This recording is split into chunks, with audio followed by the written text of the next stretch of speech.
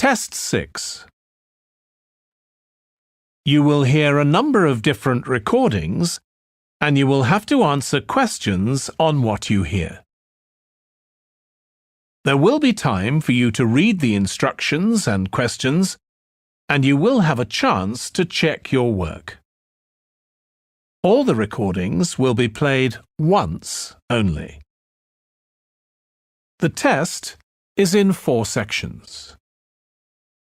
At the end of the test, you will be given 10 minutes to transfer your answers to an answer sheet. Now turn to Section 1.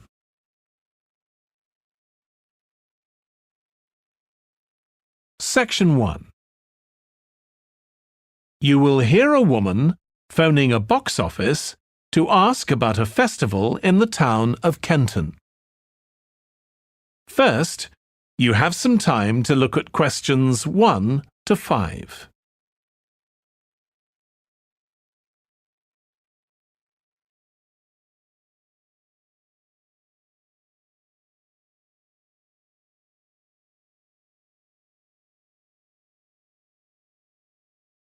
You will see that there is an example that has been done for you.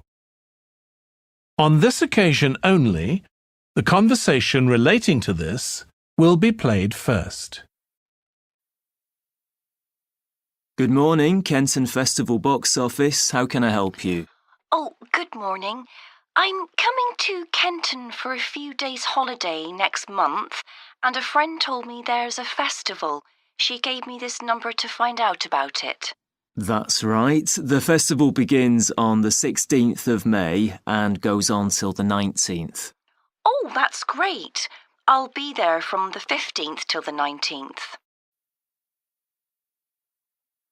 The festival starts on the 16th of May, so 16th has been written in the space.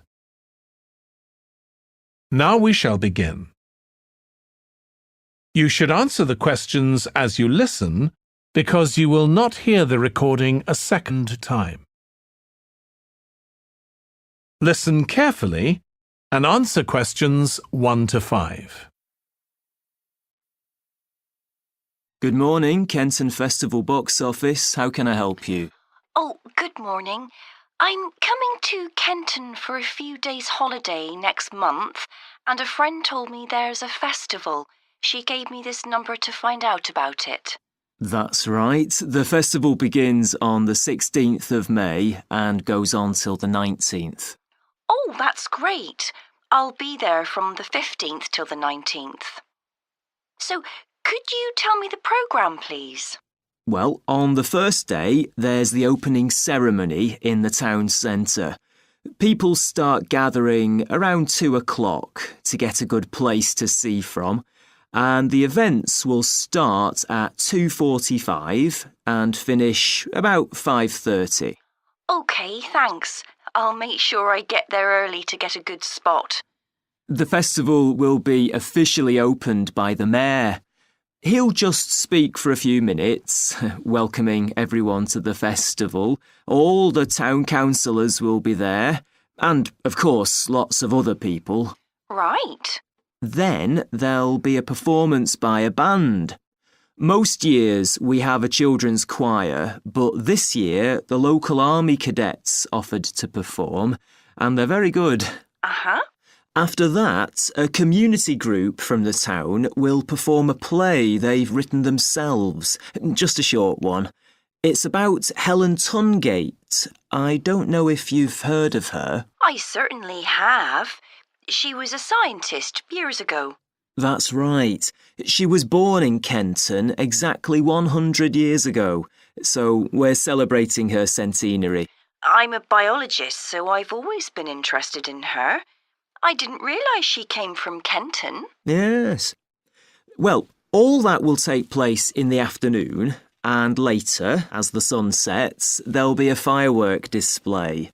You should go to the park to watch, as you'll get the best view from there.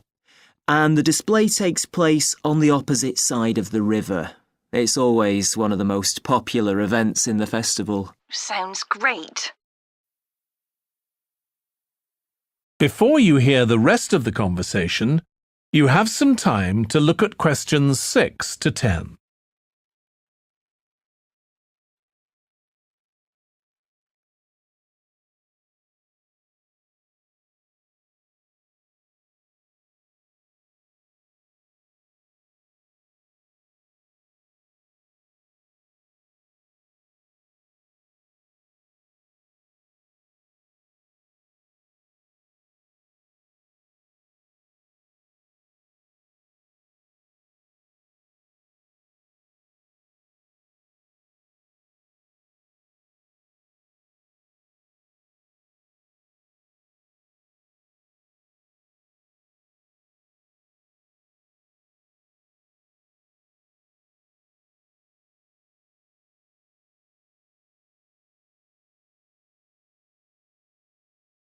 Now listen and answer questions 6 to 10. And what's happening on the other days? There are several events that go on the whole time. For example, the students of the art college have produced a number of videos, all connected with relationships between children and their grandparents. That sounds interesting. It makes a change from children and parents, doesn't it? Exactly. Because the art college is in use for classes throughout the festival, the videos are being shown in Handsworth House. How do you spell the name? Handsworth.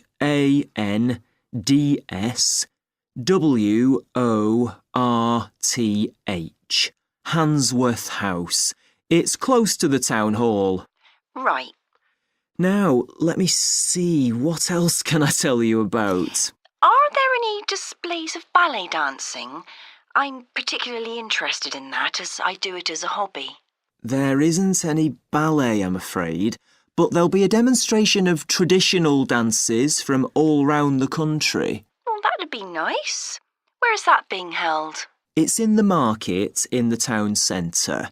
The outdoor one, not the covered market.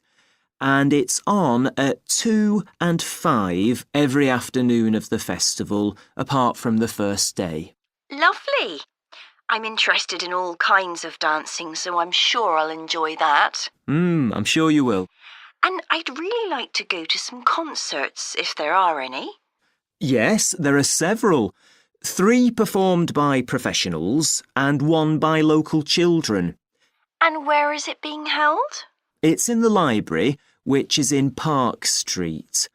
On the 18th at 6:30 in the evening. I presume I'll need tickets for that. Yes, you can book online, or you can buy them when you arrive in Kenton, either at the festival box office or from any shops displaying our logo in the windows.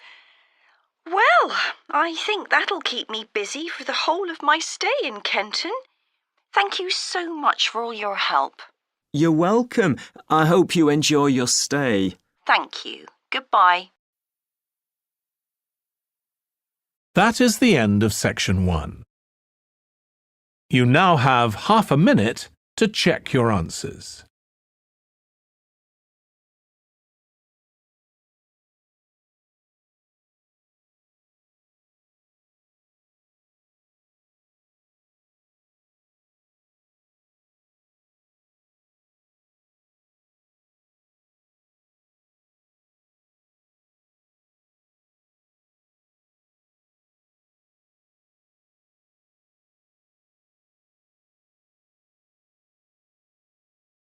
Now turn to section 2.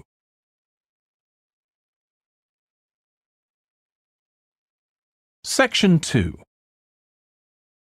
You will hear a man talking to a group of people about a tour of theatres in the city of Munich in Germany that he has arranged for them. First, you have some time to look at questions 11 to 15.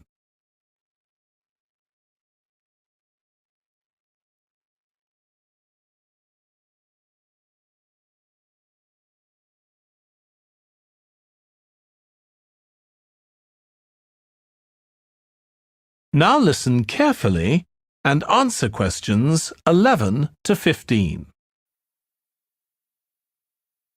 Right. I've now almost succeeded in finalising plans for our tour, so I'll bring you up to date with what I know. As you know, we're flying first to Munich on Monday the 4th. The flight is at 11:30, so it's too early to have lunch at the airport. I suggest we meet there for coffee at 10, which should give us plenty of time for breakfast before we leave home. When we arrive in Munich, we'll be met at the airport by Klaus Bauer. Klaus works for a tour operator, and he'll look after us for the time we'll be in Germany. He's already liaised with the managers of the theatres we're going to visit, and he's also arranged for an officer of the National Theatre in Munich to show us round the theatre one afternoon during our stay. Now, last time we discussed this trip, I didn't have the precise cost for hotel rooms, but now I have. The normal rate at the hotel where we're staying is €150 a night for a double room. I'd hoped to get that down to €120, but in fact I've been able to negotiate a rate of €110. That'll be reflected in the final payment, which you'll need to make by the end of this week. On Tuesday, the day after our arrival, I had hoped we could sit in on a rehearsal at one of the theatres, but unfortunately that's proved very difficult to arrange. So instead, we'll have a coach trip to one of the amazing castles in the mountains south of Munich. On Tuesday evening, we'll all have dinner together in a restaurant near our hotel. From talking to you all about your preferences, it was clear that a typical local restaurant would be too meat-oriented for some of you. Some of you suggested an Italian restaurant, but I must confess that I decided to book a Lebanese one, as we have plenty of opportunities to go to an Italian restaurant at home. On Wednesday afternoon, the director of the play we're going to see that evening will talk to us at the theatre. She'll describe the whole process of producing a play, including how she chose the actors, and, as the play we're going to see is a modern one, how she worked with the playwright. Before you hear the rest of the talk, you have some time to look at questions 16 to 20.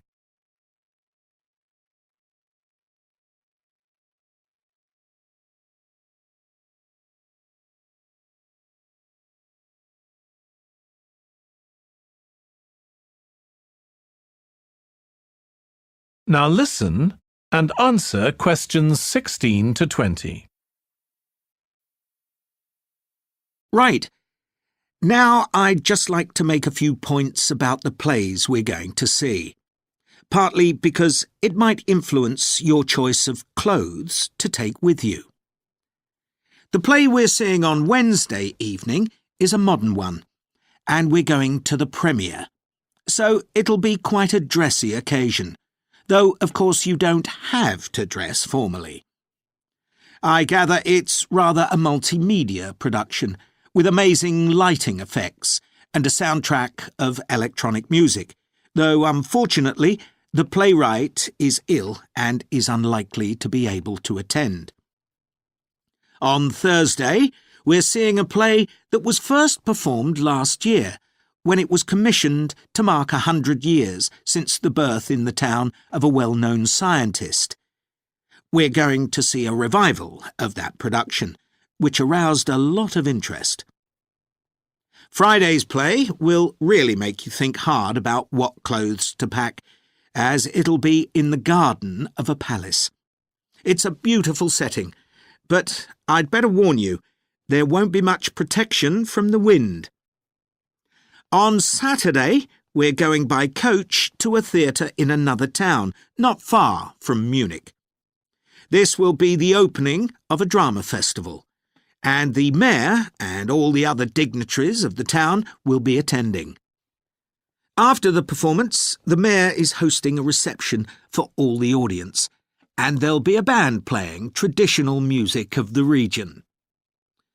And after having a day off on Sunday, our final play is on Monday, and it's in the stunning setting of the old town hall, which dates back to the 14th century. The performance marks the 50 years that the lead actor has been on stage, and the play is the one where he made his first professional appearance all those years ago. And the day after that, we'll be flying back home. Now, have you got any questions before I move? That is the end of section 2. You now have half a minute to check your answers.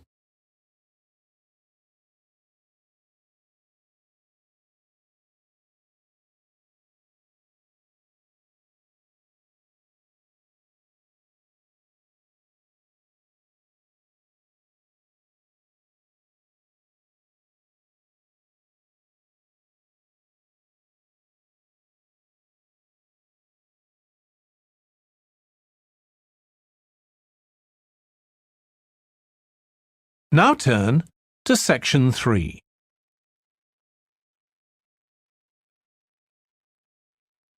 Section 3.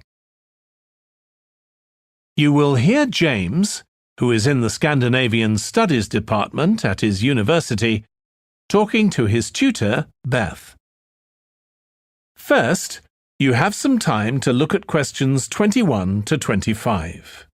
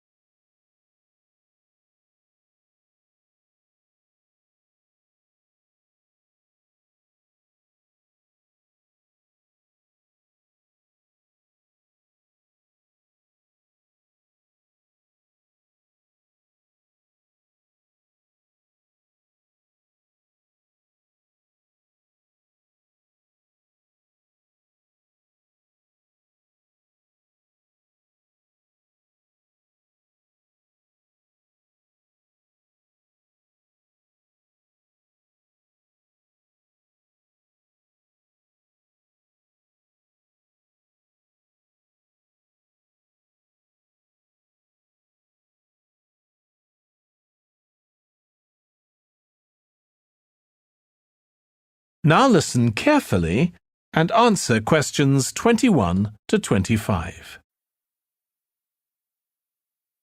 Oh, good morning. You must be James. I'm Beth Cartwright. Please call me Beth. Thank you. Now, as this is your first tutorial since you started on the Scandinavian Studies course, I'd like to find out something about you. Why did you decide to take this course? Well, my mother is Danish, and although we always lived in England, she used to talk about her home a lot, and that made me want to visit Denmark. We hardly ever did, though. My mother usually went on her own. But whenever her relations or friends were in England, they always came to see us. I see. So I assume you already speak Danish, one of the languages you'll be studying? I can get by when I talk to people, though I'm not terribly accurate. Now, you probably know that you'll spend the third year of the course abroad.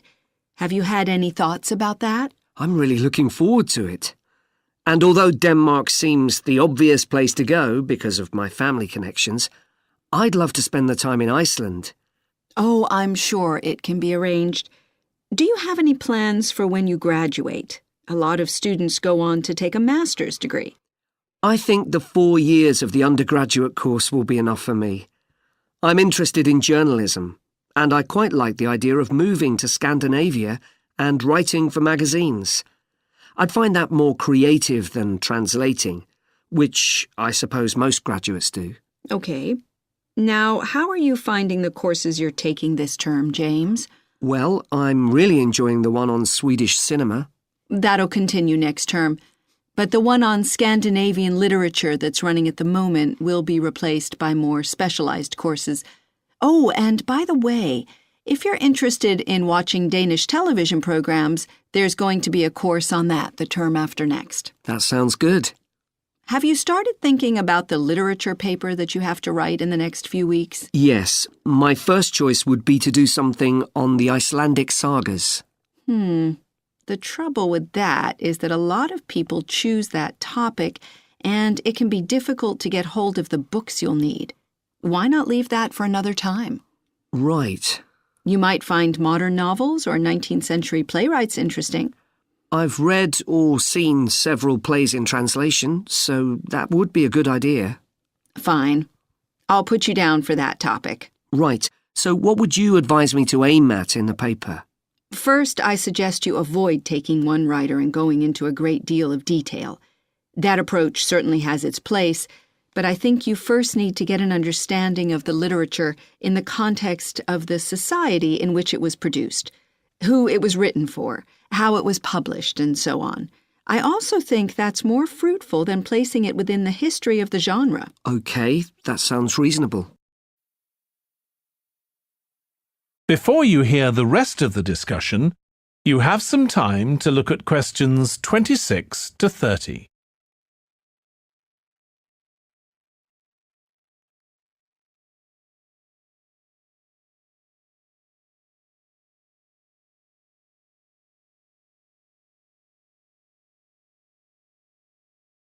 Now listen and answer questions 26 to 30. Could I ask for some advice about writing the paper I'm working on about the Vikings? I have to do that this week, and I'm a bit stuck. Of course. Have you decided yet what to write about? No, I haven't. There's so much that seems interesting. Viking settlement in other countries, trade, mythology. Well, what I suggest is that you read an assignment a student wrote last year, which is kept in the library. It's short and well-focused, and I'm sure you'll find it helpful. I'll give you the details in a moment. Textbooks usually cover so many topics, it can be very difficult to choose just one. Okay. I've got a DVD of the film about the Vikings that came out earlier this year. Should I watch that again? If it's the one I am thinking of, I'd ignore it. It's more fantasy than reality. But I've got a recording of a documentary that you should watch. It makes some interesting and provocative points, which I think will help you to focus your topic. Right. So then, should I work out an outline? Yes, just headings for different sections at this stage. And then you should start looking for suitable articles and books to draw on, and take notes which you organize according to those headings. I see. Then put short phrases and sentences as bullet points under each heading. Make sure that this skeleton makes sense and flows properly before writing up the paper in full. Okay. Thanks. That's very helpful. That is the end of section 3. You now have half a minute to check your answers.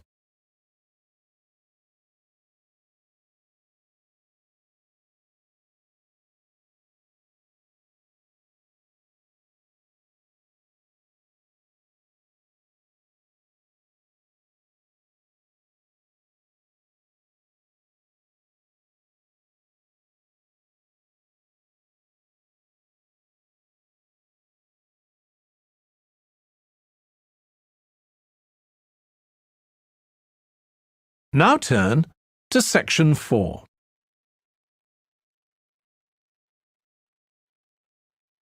Section 4. You will hear part of a lecture about conflict at work, given by a business studies lecturer. First, you have some time to look at questions 31 to 40.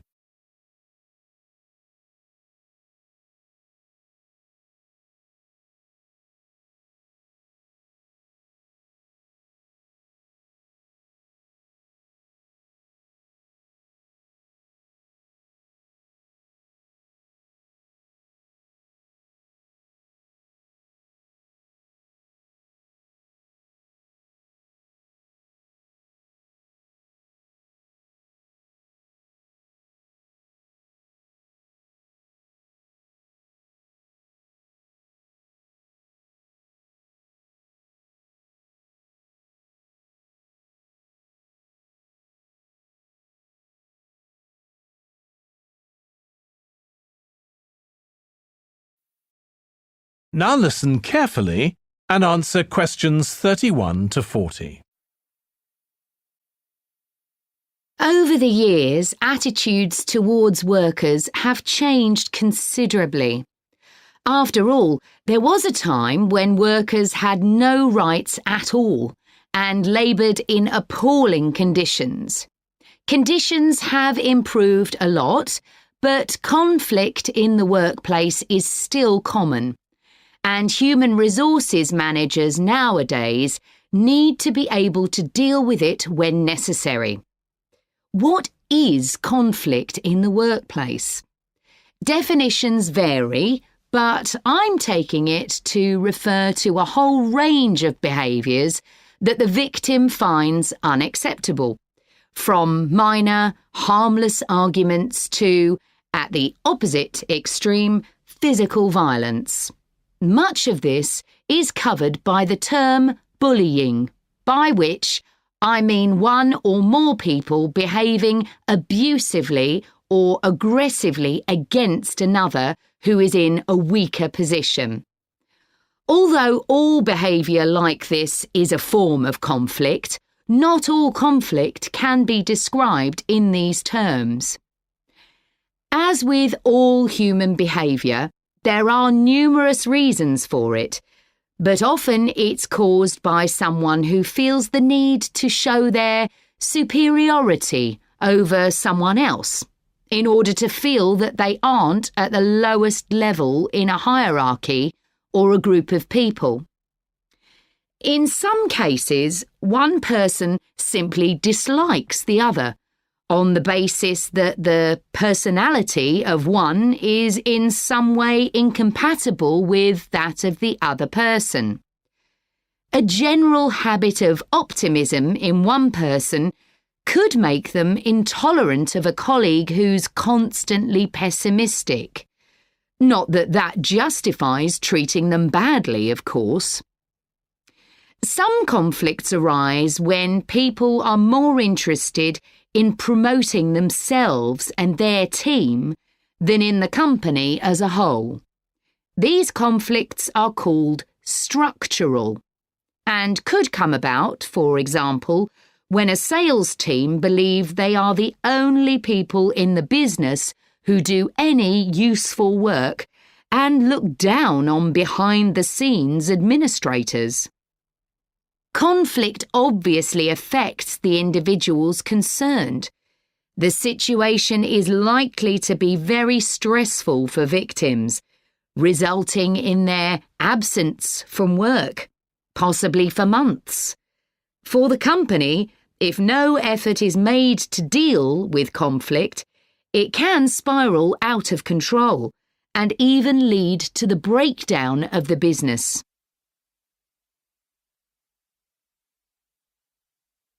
Some interesting work with chief executives, CEOs, has uncovered some of the reasons why they may treat colleagues badly. Many CEOs combine two opposing characteristics: confidence, that is, the belief that they're capable of great achievements, with a high level of anxiety, a fear of missing targets, whether set by themselves or by the directors of the company. This combination can make them respond badly to anyone who questions their decisions. In a high-pressure work environment, such characteristics become problematic, and it's particularly difficult to tackle the situation where colleagues, managers, and board members are all trying to achieve their own visions. When they can't agree on strategic issues and on where they see the business going, there are real problems. For managers at lower levels within the organisation, it might seem that an autocratic form of management, where the chief executive gives orders and everyone else has to obey, would see more conflict than others. Interestingly, though, a company with a more democratic business model, can suffer more when uncertainty about who to report to leads to conflicting demands. Now I'll say a little about dealing with the type of conflict that has harmful effects. Of course, the ideal is to prevent it arising in the first place. A good manager at any level will make efforts to earn the respect of the people they work with, particularly those who report to them. That will involve politeness in all communications and treating them as equals who happen to have a different role within the organisation. Sometimes, of course, conflict does occur and can get out of hand. In such cases, the Human Resources Department often gets involved. However, if one of the parties in a conflict sees human resources as simply a mouthpiece for the chief executive, then an external mediator might be able to help. By talking to both sides and trying to find the truth of what's been happening, they can build a clear picture of the situation and give feedback that both sides will accept, precisely because they're independent. That is the end of section 4. You now have half a minute to check your answers.